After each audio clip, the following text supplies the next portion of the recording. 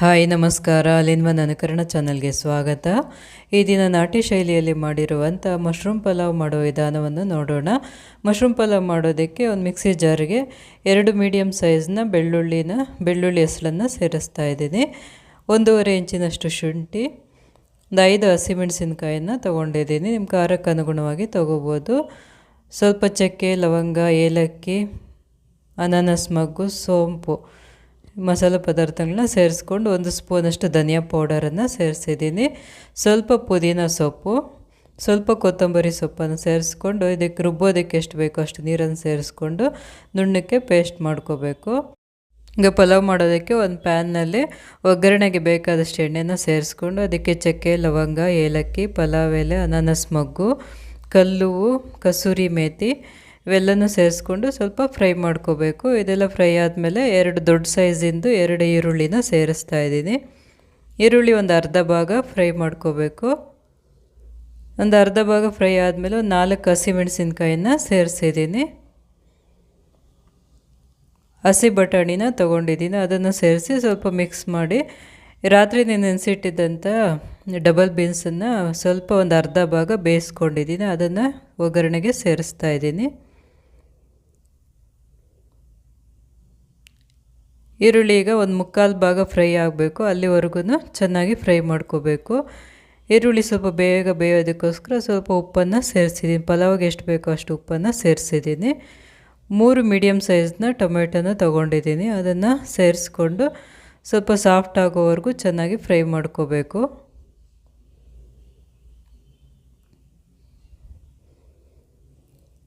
ಈ ರೀತಿ ಟೊಮೆಟೊ ಎಲ್ಲ ಸಾಫ್ಟ್ ಆಗಿದೆ. ಈಗ ಇದಕ್ಕೆ ಮಶ್ರೂಮನ್ನು ಸೇರಿಸ್ತಾ ಇದ್ದೀನಿ. 400 ಗ್ರಾಮ್ನಷ್ಟು ಮಶ್ರೂಮನ್ನು ತೊಗೊಂಡಿದ್ದೀನಿ. ಇದು ತುಂಬ ಸಣ್ಣಕ್ಕೆ ಕಟ್ ಮಾಡ್ಕೋಬಾರ್ದು, ಬೆಂದ ಮೇಲೆ ಇನ್ನೂ ಸ್ವಲ್ಪ ಸಣ್ಣ ಆಗಿಬಿಡುತ್ತೆ. ಅದಕ್ಕೆ ನೋಡಿಕೊಂಡು ಸ್ವಲ್ಪ ದಪ್ಪದಾಗೆ ಕಟ್ ಮಾಡಿಕೊಂಡು ಸೇರಿಸ್ಕೋಬೇಕು. ಅಕ್ಕಿ ಜಾಸ್ತಿ ಮಶ್ರೂಮ್ ಕಡಿಮೆ ಹಾಕಿದ್ರೆ ಪಲಾವ್ ಅಷ್ಟು ಟೇಸ್ಟ್ ಬರೋಲ್ಲ. ಮಶ್ರೂಮ್ ಸ್ವಲ್ಪ ಹೆಚ್ಚಿಗೆ ಸೇರಿಸ್ಕೋಬೇಕು. ಇದು ಸ್ವಲ್ಪ ಎಣ್ಣೆಯಲ್ಲಿ ಫ್ರೈ ಆದಮೇಲೆ ಸ್ವಲ್ಪ ಪುದೀನ ಸೊಪ್ಪು ಮತ್ತು ರುಬ್ಕೊಂಡಿದ್ದಂಥ ಮಸಾಲೆನ ಸೇರಿಸಿ ಚೆನ್ನಾಗಿ ಫ್ರೈ ಮಾಡ್ಕೋಬೇಕು. ಮಸಾಲೆಯಲ್ಲಿರುವಂಥ ಹಸಿ ಸ್ಮೆಲ್ ಹೋಗೋವರೆಗೂ ಚೆನ್ನಾಗಿ ಫ್ರೈ ಆಗಬೇಕು, ಆಗಲೇ ಪಲಾವ್ ಚೆನ್ನಾಗಿರೋದು. ಈಗ 1/4 ಟೀ ಸ್ಪೂನಷ್ಟು ಅರಿಶಿನ, 1 ಟೀ ಸ್ಪೂನಷ್ಟು ಗರಂ ಮಸಾಲ ಪೌಡರನ್ನು ಸೇರಿಸಿ ಸ್ವಲ್ಪ ಚೆನ್ನಾಗಿ ಮಿಕ್ಸ್ ಮಾಡಿಬಿಟ್ಟು ಮುಚ್ಚಿ ಒಂದು 5 ನಿಮಿಷ ಹಾಗೆ ಬಿಟ್ಬಿಡಬೇಕು. ಮಸಾಲೆ ಚೆನ್ನಾಗಿ ಫ್ರೈ ಆಗುತ್ತೆ. ಮಶ್ರೂಮಲ್ಲಿ ಚೆನ್ನಾಗಿ ನೀರೆಲ್ಲ ಬಿಟ್ಕೊಂಬಿಟ್ಟಿದೆ. ಈ ನೀರೆಲ್ಲ ಪೂರ್ತಿಯಾಗಿ ಡ್ರೈ ಆಗಬೇಕು, ಅಲ್ಲಿವರೆಗೂ ಫ್ರೈ ಮಾಡ್ಕೋಬೇಕು. ಈ ರೀತಿ ಮಾಡೋದ್ರಿಂದ ಮಶ್ರೂಮ್ಗೂ ಚೆನ್ನಾಗಿ ಉಪ್ಪು ಖಾರ ಹಿಡಿಯುತ್ತೆ ಮತ್ತು ಮಸಾಲೆನೂ ಚೆನ್ನಾಗಿ ಫ್ರೈ ಆಗುತ್ತೆ. ನೋಡಿ, ಈ ರೀತಿ ಎಲ್ಲ ಎಣ್ಣೆ ಬಿಟ್ಕೊಂಡಾಗ ಅಕ್ಕಿನ ಸೇರಿಸ್ಕೋಬೇಕು. ಇಲ್ಲಿ 2 ಪಾವ್ನಷ್ಟು ಅಕ್ಕಿನ ತೊಗೊಂಡಿದ್ದೀನಿ. ಜೀರಾ ರೈಸನ್ನು ತೊಗೊಂಡಿದ್ದೀನಿ. ಒಂದು ಅರ್ಧ ಗಂಟೆ ನೆನೆಸಿಟ್ಟು ಅದನ್ನು ತೊಳೆದ್ಬಿಟ್ಟು ಸೇರಿಸ್ತಾ ಇದ್ದೀನಿ ಪಲಾವ್ಗೆ. ಈಗ ಇದಕ್ಕೆ ಬೇಕಾದಷ್ಟು ಬಿಸಿ ನೀರನ್ನು ಸೇರಿಸ್ಕೋಬೇಕು. 1 ಬಟ್ಲು ಅಕ್ಕಿಗೆ 1/4 ಬಟ್ಲಿನಷ್ಟು ನೀರನ್ನು ತೊಗೊಂಡಿದ್ದೀನಿ. ಜೀರಾ ರೈಸ್ ಆದರೆ 1/4 ಬಟ್ಲಿನಷ್ಟು ಸಾಕಾಗುತ್ತೆ. ಸೋನಾ ಮಸೂರಿ ತೊಗೊಂಡ್ರೆ 1.5 ಬಟ್ಲಿನಷ್ಟು ಸೇರಿಸ್ಕೊಬೇಕು. ನೆನೆಸಿರೋ ಅಕ್ಕಿಗಾದರೆ ಅಷ್ಟು ಸೇರಿಸ್ಕೊಬೇಕು. ನೆನೆಸದೆ ಹಾಗೆ ಡೈರೆಕ್ಟಾಗಿ ಹಾಕಿದ್ರೆ ಅಕ್ಕಿ ಎಷ್ಟು ತೊಗೊತೀವೋ ಅದು 2ರಷ್ಟು ನೀರನ್ನು ಸೇರಿಸ್ಕೋಬೇಕು. ನಾನಿಲ್ಲಿ ಕೊಬ್ಬರಿ ಹಾಲನ್ನು 1/4 ಬಟ್ಲಿನಷ್ಟು ಕೊಬ್ಬರಿ ಹಾಲು ಮತ್ತು ಅದಕ್ಕೆ ನೀರು ಸೇರಿಸ್ಕೊಂಡು ಸೇರಿಸ್ತಾ ಇದ್ದೀನಿ. 1/4 ಬಟ್ಲಿನಷ್ಟು ನೀರು ಮತ್ತು ಕೊಬ್ಬರಿ ಹಾಲು 2 ಮಿಕ್ಸ್ ಮಾಡಿ ಸೇರಿಸಿದ್ದೀನಿ. ಎಲ್ಲ ಸೇರಿಸಿದಾದ್ಮೇಲೆ ಚೆನ್ನಾಗಿ ಮಿಕ್ಸ್ ಮಾಡಿಬಿಟ್ಟು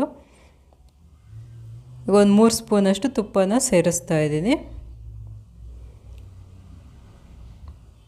ಎಲ್ಲ ಸೇರಿಸಿದಾದ್ಮೇಲೆ ಸ್ವಲ್ಪ ಚೆನ್ನಾಗಿ ಕುದಿಯೋವಾಗ ರುಚಿ ನೋಡಿಬಿಟ್ಟು ಉಪ್ಪು ಖಾರ ಏನಾದರೂ ಬೇಕಿದ್ದರೆ ಸೇರಿಸ್ಕೋಬೋದು. ಸ್ವಲ್ಪ ಉಪ್ಪು ಕಡಿಮೆ ಐತೆ, ಈಗ ಸೇರಿಸ್ತಾ ಇದ್ದೀನಿ. ರುಚಿ ನೋಡಿದಾಗ ಉಪ್ಪು ಸ್ವಲ್ಪ ಹೆಚ್ಚಿಗೆ ಇರಬೇಕು, ತುಂಬ ಅಲ್ಲ, ಸ್ವಲ್ಪ ಹೆಚ್ಚಿಗೆ ಇದ್ದರೆ ಆವಾಗ ಅಕ್ಕಿ ಎಲ್ಲ ಬೆಂದಮೇಲೆ ಸರಿ ಹೋಗುತ್ತೆ ಟೇಸ್ಟ್ ಎಲ್ಲ. ಈಗ ಮುಚ್ಚಿ 1 ವಿಷಲನ್ನು ತರಿಸ್ಕೋತಾ ಇದ್ದೀನಿ. ಈಗ ಪ್ರೆಷರ್ ಹೋಗಿದೆ, ಮುಚ್ಚಳ ತೆಗೆದು ನೋಡೋಣ. ಅಕ್ಕಿ ಎಲ್ಲ 1/4 ಭಾಗ ಬೆಂದಿದೆ, ಸ್ವಲ್ಪ ನೀರಿರುತ್ತೆ.